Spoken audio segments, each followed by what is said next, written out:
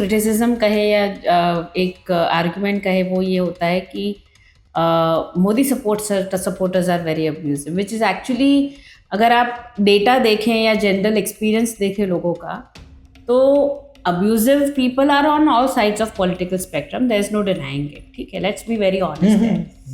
पर कई बार जो रिलेंटलेस अब्यूजेस जो दूसरी पार्टी के सपोर्टर्स भेजते हैं, who are absolutely not ready to listen to your point, आपको dismiss ही कर देंगे, and not just dismiss what you have to say, लेकिन they will end up giving wishing death upon you, constant on the, मतलब आप they'll have no remorse if you are killed or you are dead।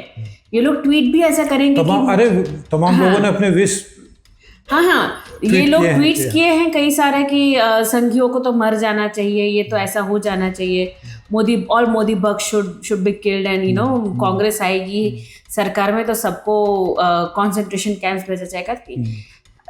This kind of behaviour, this kind of political discourse is very shocking. कई बार लगता है कि आप इंसानियत कैसे, dehumanisation of this level for a political opponent ऐसे कैसे हो जाता है आपका।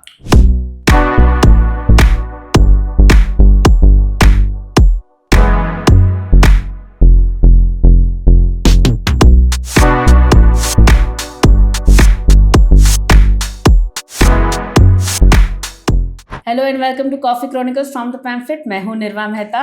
मैं शिव। हम सोशल मीडिया पे काफ़ी सालों से भैया, we have been on Twitter before it became a political battleground. अगर हम एक तरह से देखें तो मुझे तब शायद हम दोनों एक ही समय में ट्विटर पे, बल्कि मेरा फर्स्ट अकाउंट दूसरा था 2007 से होगा।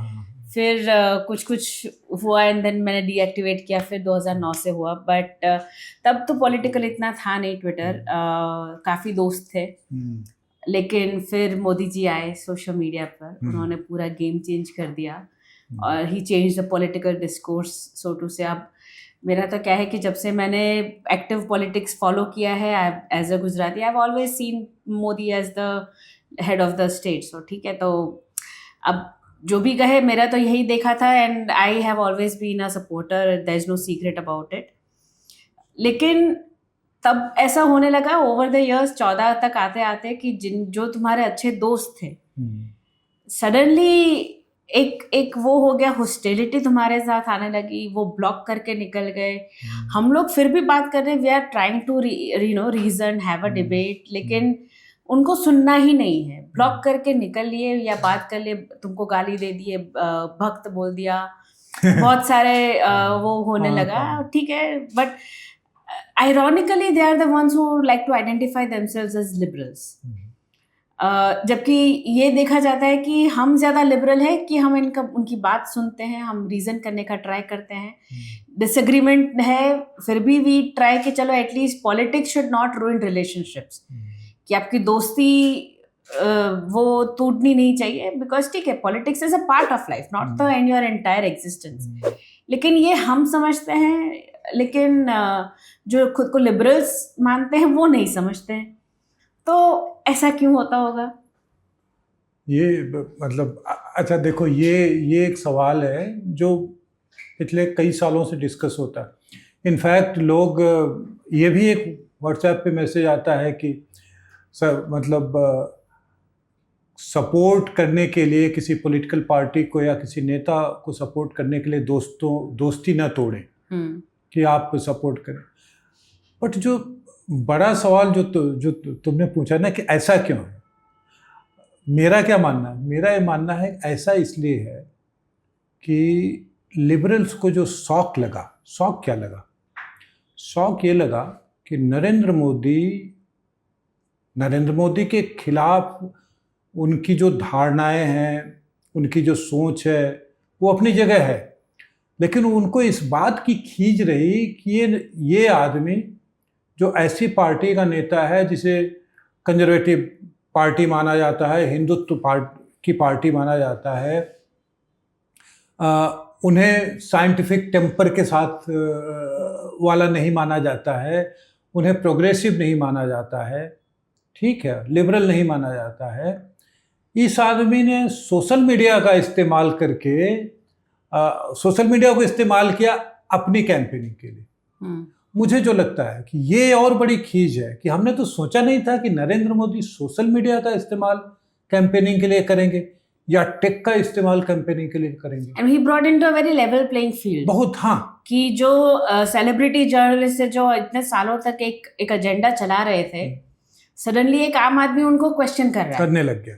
तो वो जो बौखलाहट उनमें आ गई कि ये कैसे हो गया, and most of those who are countering them ended up being Modi supporters.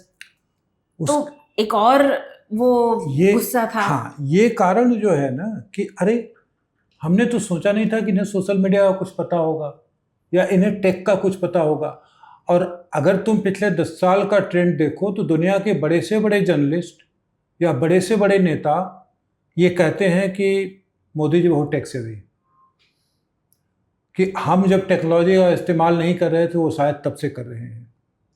ठीक है, तो ये एक तरह की खींच है कि हमने तो ऐसा सोचा नहीं था, ये भी टेक का इस्तेमाल करते। और दूसरा ये है कि उन्होंने, जैसा तुमने कहा ना कि उन्होंने भाई लेवल पे प्लेइंग फील्ड, अब उसका करेक्टर है, सोशल मीडिया का करेक्टर यही है कि अगर आप कुछ बोलेंगे तो उसका रिप्लाई भी आएगा। आप ये तो रिप्लाई कौन करे ये फीचर तो बाद में आया, पहले तो सभी ऐसा तो कोई रिस्ट्रिक्शन था नहीं। हाँ, बिल्कुल। पहले सभी रिप्लाई कर सकते थे। तो ये जो बात है कि भाई हमने सोचा था कि ये तो केवल हम ही चलाएंगे, फिर ऐसे लोग आ गए। अगर तुम्हें याद हो, जैसे ट्विटर की बात, लार्जली अगर पॉलिटिक्स के हिसाब से देखें तो ट्विटर की सबसे ज़्यादा चर्चा होती है। इवन फेसबुक की भी उतनी चर्चा नहीं होती है, क्योंकि बहुत सारे लोग जो ट्विटर पे हैं वो ट्विटर छोड़ करके और कहीं नहीं जाना चाहते। ठीक है, शुरुआती दिनों में कन्वर्सेशन जो होते थे इंग्लिश में होते थे, ठीक है, लेकिन तुम ये देखो कि 2010-11 आते आते, खासकर 2010 के बाद लोग हिंदी में लिखने लग गए, लोग अपने मदर टंग में लिखने लग गए। सो ये जो चीज़, और जब एक ने लिखा, 2 ने लिखा, 10 ने लिखा, 100 ने लिखा तो 1000 लिखने लग गए। ये भी एक खींच है कि वो कुछ लोगों के लिए ही नहीं रह सका, लार्जली बहुत डेमोक्रेट है। वो उनको लगा कि लोग उनको काउंटर कर रहे हैं, काउंटर भी कर रहे हैं, उनसे सवाल पूछ रहे हैं, उनको गलत भी साबित कर रहे हैं डेटा के साथ, आर्गुमेंट के साथ। ठीक है, तो ये 2 बातें, एक तो नरेंद्र मोदी जी का सोशल मीडिया को इस्तेमाल करके अपने पॉलिटिकल कैंपेन के लिए इस्तेमाल करना, जो कि शायद लोगों ने लीस्ट एक्सपेक्ट किया था कि अरे ये तो कंजर्वेटिव टाइप के लोग हैं, हिंदुत्व टाइप, इनको क्या पता होगा सोशल मीडिया कैसे काम करता है। अब भाई आपको नहीं पता कि वो कैसे काम करते हैं तो ये उनकी गलती नहीं है ना। उन्होंने इसका इस्तेमाल जिस तरह से किया अपनी कैंपेनिंग में, और यही कारण था कि कांग्रेस वाले थे नहीं सोशल मीडिया, राहुल गांधी थे नहीं, काफी सालों बाद। इनफैक्ट राहुल गांधी का जो हैंडल है वो किसी ने ले लिया था, ट्विटर हैंडल, वो उनको मांगना पड़ा, काफी बाद में आया। He was the office of RG के नाम से उनका था पुराना। तो ये 2 बातें जो है ना उसकी वजह से, और जो दोस्ती टूटने वाली जो बात है, ऐसा मेरा मानना है कि ये दोस्ती वगैरह पहले भी टूटती होगी पॉलिटिकल आर्गुमेंट की वजह से, या सपोर्ट किसी पर्टिकुलर नेता को या पार्टी को सपोर्ट करने की वजह से। लेकिन चूंकि इस तरह के सोशल मीडिया प्लेटफॉर्म वगैरह नहीं थे तो लोगों को ऑफलाइन नहीं पता चलता होगा भाई किसकी किससे दोस्ती टूट गई। ठीक है, हाँ, उसका रेकरेंस कम होगा, क्योंकि मेरा ऐसा मानना है कि 1980 से लेकर के खासकर 1986 इसलिए बोल रहा हूँ कि भारत में सेकुलर राजनीति को दिखाने का, एक तो होता है कि आप सेकुलर राजनीति कर रहे हैं से मेरा मतलब अल्पसंख्यक समुदाय के बड़े नेताओं से मिल रहे हैं, चोरी छिपे मिल रहे हैं। लेकिन 1986 खासकर शाहबानो वाला जो केस हुआ, उसके बाद सब में होड़ लग गई, अरे इस समुदाय के बिना तो हमारा कुछ चलेगा नहीं, ठीक है। और सबने उनको पैम्पर करना शुरू किया। वो काफ़ी लंबे समय तक चला, कम से कम 2010 तक तो चला, इवन 2013 तक, मेरा ऐसा मानना 2013-14 तक चला, जिसमें इफ्तार पार्टियां और ये सब चीज़ें होती थी और उन्हें बाकायदा दिखाया जाता था। जब लेवल प्लेइंग फील्ड की बात आई, तब जाकर के ये जिसे कह रहे हैं ना कि दोस्तियां टूटने लग गई। अब उसको जो लोग आर्ग्यूमेंट करेंगे वो कहेंगे कि ये तो मोदी जी के आने के बाद पोलराइजेशन हुआ है, लेकिन उस पोलराइजेशन का क्या, जो ऑफलाइन था और जिसको इस्तेमाल करके लोगों ने सत्ता पे कब्जा किया, वो भी तो एक तरह का पोलराइजेशन ही था ना। मोदी के आने के बाद जो हुआ वो, मतलब मुझसे पूछो तो वो काउंटर पोलराइजेशन है, जो एक कभी न कभी होना था। सो दोस्तियां, अच्छा मजे की बात यह है कि अच्छा ये शिकायत है ना कि भाई दोस्ती टूट गई, लेकिन सोशल मीडिया का फैलाव जिस तरह से है, तो एक दोस्त चला गया तो 10 नए आ गए, तो वो बैलेंसिंग जो है वो होती रहती है। दोस्ती टूटने का ठीक है, मतलब लोगों की ये धारणा है कि भाई पॉलिटिकल आर्गुमेंट की वजह से दोस्ती टूटती है, लेकिन नए दोस्त भी तो आ रहे हैं उसी में। सो लोगों को असर नहीं पड़ता है, आप कैंपेन करते रहें, असर नहीं पड़ता। राइट लेकिन कई बार one of the things that वो जो क्रिटिसिज्म कहे या एक आर्गुमेंट कहे, वो ये होता है कि Modi supporters are very abusive, which is actually, अगर आप डेटा देखें या जनरल एक्सपीरियंस देखें लोगों का, तो abusive people are on all sides of political spectrum, there is no denying it, ठीक है, let's be very honest है।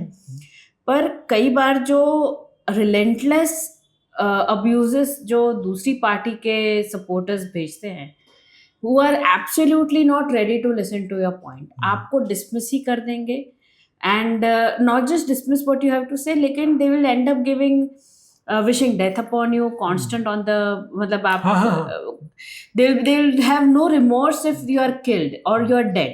ये लोग ट्वीट भी ऐसा करेंगे कि अरे तमाम लोगों ने अपने विश, हाँ ये लोग ट्वीट्स किए हैं कई सारे कि संघियों को तो मर जाना चाहिए, ये तो ऐसा हो जाना चाहिए, Modi bug should be killed, and you know Congress आएगी सरकार में तो सबको कंसंट्रेशन कैंप्स भेजा जाएगा। This kind of behaviour, this kind of political discourse is very shocking. कई बार लगता है कि आप इंसानियत कैसे, dehumanisation of this level for a political opponent ऐसे कैसे हो जाता है आपका? वो इसलिए होता है ना कि पॉलिटिकल डिस्कोर्स जो है वो इट्स नॉट अबाउट स्पेसिफिक्स।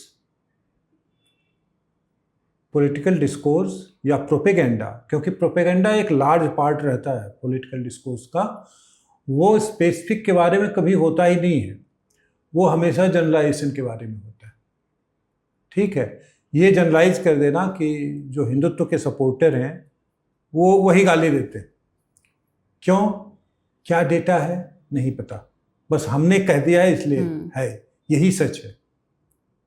लेकिन अगर तुम ऑलमोस्ट 15 साल हो गए ट्विटर पे, पूरी हिस्ट्री अगर इफ यू गो बैक और पूरी हिस्ट्री देखोगे तो तुमको लगेगा कि मतलब यू कैन सिंगल आउट कि किस बड़े पत्रकार ने मोदी जी के लिए कब क्या कहा है। हाँ बिल्कुल बिल्कुल, उसके रिकॉर्ड है। लेकिन एट द सेम टाइम जो एनोनिमस हैंडल होते हैं, मैं उनकी बात नहीं कर रहा हूँ, वो तो बेचारे वैसे ही आजकल अरेस्ट हो जाते हैं। किसी बड़े पत्रकार ने, किसी बड़े इंटेलेक्चुअल ने अपोजिशन के किसी लीडर के लिए उसी तरह की विशेष की हैं, कोई ला के दिखा सकता है? ऐसा नहीं मिलेगा। क्यों? क्योंकि आप जो है, आप because you are losing the argument, आप उसको फिर स्पेसिफिक से हट करके वही जनरलाइजेशन ले आएंगे। अरे तुम तो ऐसे ही हो, तुम तो भक्त हो, तुमने स्कूल का मुंह नहीं देखा, बिगोटेड हिंदुत्व, हाँ बिगोटेड हिंदुत्व, हाँ गूंज। इनफैक्ट इसको लेकर के सागरिका घोष क्रेडिट लेती है कि इंटरनेट हिंदू जो टर्म है उसने वो किया था। ठीक है। सो ये उसी प्रोपेगेंडा का पार्ट है कि मोदी भक्त ऐसे हैं या हिंदुत्व के जो सपोर्टर हैं वो वैसे हैं, ऐसे ही हैं।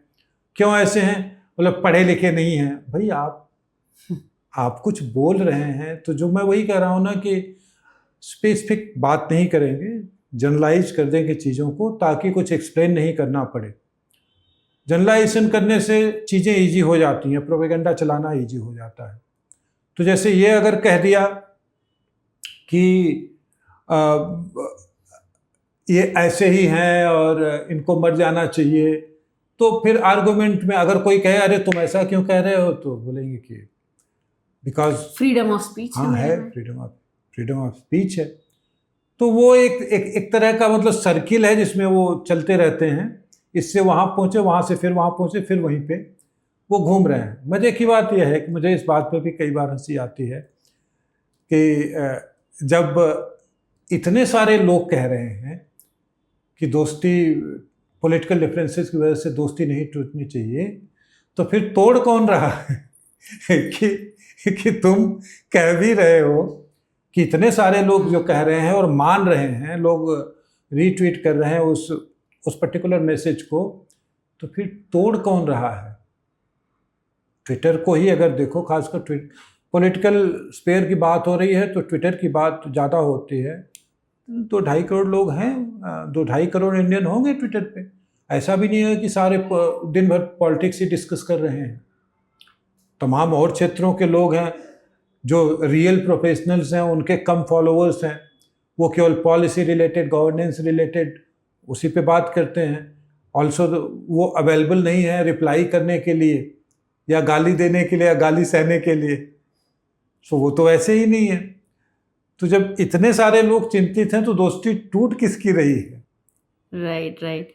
पर ठीक है, I think more than the दोस्ती एंड ये जो सोशल मीडिया यूजर्स का जो बिहेवियर रहा है, वो at some point it also reflects the behaviour of the leader they support. हाँ, बिल्कुल। जैसे कई बार ऐसा होता है कि disagreements, if Modi supporters get into disagreements, ऐसा एक्चुअली बहुत कम देखा गया है कि वो नहीं कहते कि डेथ थ्रेट्स देना या उतने लो लेवल ऑफ वो अनोनिमस अकाउंट्स वो करते हैं, वो अलग बात है। वो and we don't even know if there actual Modi supporters और pretending to be one, but at some point उनका ये रहता है। लेकिन कई जो दूसरे पॉलिटिकल पार्टीज के लोग हैं, तो वो तो they don't shy themselves from being racist towards people of other states.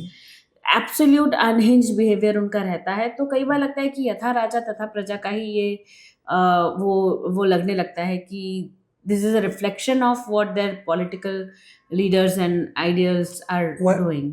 वैसा ही होता है। इनफैक्ट देखो, उसके पीछे ये भी कारण है, जैसे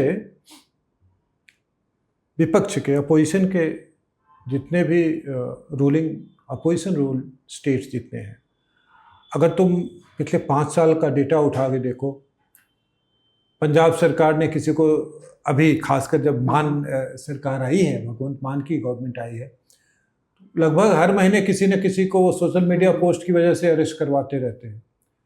ममता बनर्जी की सरकार पिछले 12 साल से करवा रही है, 15 साल से। ठीक है, वो बड़ा फेमस वो केस है कि एक प्रोफेसर महापात्र जो थे, उन्होंने एक कार्टून किसी ने बनाया था, फॉरवर्ड कर दिया था, और कितने सालों तक उनको अरेस्ट करके रखा। स्टालिन गवर्नमेंट क्या कर रही है हम देख ही रहे हैं। इनफैक्ट जो महाअघाड़ी गवर्नमेंट आई थी, कांग्रेस, शिवसेना, उद्धव ठाकरे की शिवसेना और शरद पवार की पार्टी की, उसने खासकर कोविड के दिनों में कितने लोगों को अरेस्ट करवाया था। हाँ बिल्कुल, ठीक है। लेकिन फैसिस्ट तो मोदी है। तो नहीं, वो तो मतलब वो तो खैर मतलब वो एक ऐसा टेम्पलेट है जो नहीं जाने वाला है। जब तक मोदी जी सत्ता में है वो नहीं जाने वाला है। वो रहेगा तो हमको रिकॉन्साइल करना पड़ेगा कि ये तो रहेगा भाई।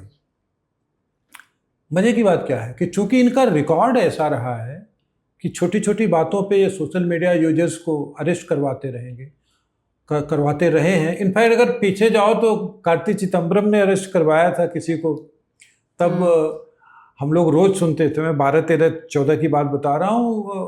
Section 66A of IT act जो है, वो तो लोग भूल ही चुके हैं कि ठीक है। ड्रैकोनियन 66A ऑफ हाँ, सिबल जी जो है lovely।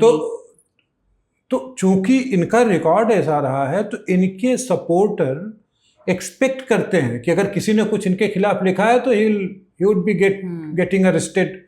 ये इनका काम है अरेस्ट करना। अगर आपने अरेस्ट नहीं किया तो मैं आपसे नाराज हो जाऊंगा। ठीक है। मोदी जी के जो सपोर्टर हैं, अरे यार ये आदमी तो कुछ वैसे भी नहीं करता है, बोल के कोई फायदा है नहीं। ठीक है, वो नाराज हो सकता है, लेकिन उसे पता है कि नहीं, वो उनकी प्रायोरिटी में अरेस्ट वगैरह ये सब है भी नहीं। भाई उनकी प्रायोरिटी में अगर गवर्नेंस है, बीजेपी रूल्ड स्टेट्स की प्रायोरिटी में सोशल मीडिया यूजर्स अगर उनके खिलाफ भी लिख रहा है तो उनको अरेस्ट। देखो रिसेंटली पिछले एक साल का मुझे नहीं पता है, अगर कोई अरेस्ट हुआ हो तो मैं नहीं कर सकता हूँ अगर बीजेपी रूल्ड स्टेट ने, लेकिन उसके पहले लार्जली ऐसा कुछ नहीं है जिसको ट्रेंड बताया जा सके कि योगी आदित्यनाथ के खिलाफ कोई कुछ लिखता है तो उन्होंने अरेस्ट करवा लिया, या शिवराज सिंह चौहान के खिलाफ किसी ने कुछ लिखा तो उन्होंने नहीं। ये कोई ऐसा ट्रेंड मैंने आज तक देखा नहीं है। लेकिन ट्रेंड देखा जाता है ममता बनर्जी के केस में, स्टालिन के केस में, खासकर अभी पिछले 2 सालों में उनके केस में देखा गया है कि भाई छोटी छोटी बातों पे तमिलनाडु गवर्नमेंट आगे दिल्ली से किसी को उठा ले जा रही है, या यूपी से किसी को उठा ले जा रही है, या बिहार से किसी को उठा ले जा रही है। सो ये चीज़ है कि ये डिवाइड जो है बहुत क्लियर डिवाइड है कि बीजेपी के चीफ मिनिस्टर और बीजेपी के प्राइम मिनिस्टर का एजेंडा जो है वो कुछ और है। वो अपने में उनको फुर्सत नहीं मिलती अपना काम करने से, तो ये अरेस्ट वगैरह का हमको नहीं पता है, हो जाओ। इवन कहते हैं ना कि बड़े वाइज और सीनियर और अपना काम से काम रखने वाले नवीन पटनायक की गवर्नमेंट ने भी बिल्कुल हाँ ट्रू अय्यर मित्रा को अरेस्ट करवा दिया था। और ये मतलब सिंपल किसी बयान पे या छोटी छोटी बातों पे कैसे करवा सकते हो? किसी को 90 दिन 3 महीना 4 महीना जेल में रखना है यार, उसकी लाइफ। अभी वो जो एक हैंडल है भीखू मात्रे जो है मुंबई से, हाँ, उनको कर्नाटक गवर्नमेंट ने अरेस्ट करवा लिया था। क्यों भाई? और वो तो गाली पकड़ भी नहीं देते। तो ऐसा क्या लिख दिया कि इतना आप तेज में आ गए कि वहां से चल करके आपकी पुलिस आती है। आपके अपने स्टेट में गुंडे देखो क्या क्या कैसे कैसे वीडियो आ रहे हैं कर्नाटक के, अरेस्ट उनको कर लो यार। सोशल मीडिया पोस्ट के लिए किसी एक इंडिविजुअल को अरेस्ट करके ले भी जाओगे तो क्या कर लोगे? आप मतलब एक को अरेस्ट करके, ऑब्जेक्टिव तो यही है ना कि एक को अरेस्ट करके हमको 1000 को डराना है। लेकिन बार बार अरेस्ट करोगे तो किसे पड़ी है, कौन डरेगा तुमसे? अभी तो जोक बन जाते हैं जब मीम पे एक स्टेट की पुलिस जाके पूछते हैं कि आप अपना एड्रेस दीजिए, हम आपसे मिलना चाहते हैं। हाँ। आप मीम बन जाते हैं। हाँ, तो वो है कि आप अपनी प्रायोरिटी तय कीजिए यार। आप गवर्नेंस आपकी प्रायोरिटीज हैं, कैसे जनता का भला करोगे वो है, कि किसी सोशल मीडिया यूजर को अरेस्ट करवा के करोगे क्या? ठीक है। आई थिंक ये पॉलिटिकल आइडियोलॉजीज की लड़ाई एंड वो तो चलती रहेगी। वो हमेशा इनफैक्ट मैं अब भी ये बात चले तो मैं बता देता हूँ। हमारे एक कार्टूनिस्ट मित्र हैं, और जैसा कि लोग मानते हैं लेफ्ट वाले हैं, उन्होंने कहा कि मैंने कभी आजकल तो नहीं बनाते हैं, पहले बनाते थे, अगर मैंने नरेंद्र मोदी उस समय गुजरात के चीफ मिनिस्टर थे, और मतलब वो होता है ना कि भाई पीएम पद के लिए उनका अनाउंसमेंट हो चुका, तो मैं तब की बात बता रहा हूँ कि मैंने इनके अच्छे कामों के लिए जब भी कार्टून बनाया है, या मेरे किसी कार्टून ने इनको प्रेज किया है, तो किसी न किसी मेरे लेफ्ट वाले दोस्त ने मुझे ब्लॉक कर दिया है। तो इनटॉलरेंस लेवल उस तरह का है कि भले ही तुम भी लेफ्ट वाले, मैं भी लेफ्ट वाले, लेकिन तुम मोदी जी को कैसे प्रेज कर सकते हो? तुम्हारी तुम्हारी हिम्मत कैसे हुई? तो वो है, उसी तरह से देखते हैं। ये I think this is exactly what they से कि मोदी राज में देश में इंटॉलरेंस बढ़ गया है। हाँ, बिल्कुल बढ़ गया। पर ठीक है, I think we all can do with a little bit of joke and so does pretty sure Modi ji. But on that note I think ठीक है, दोस्ती बनी रहे। हाँ, दोस्ती वही है, और तो कुछ कह नहीं सकते। But on that note, thank you so much for joining us today. जुड़े रहिए द पैम्फलेट के साथ।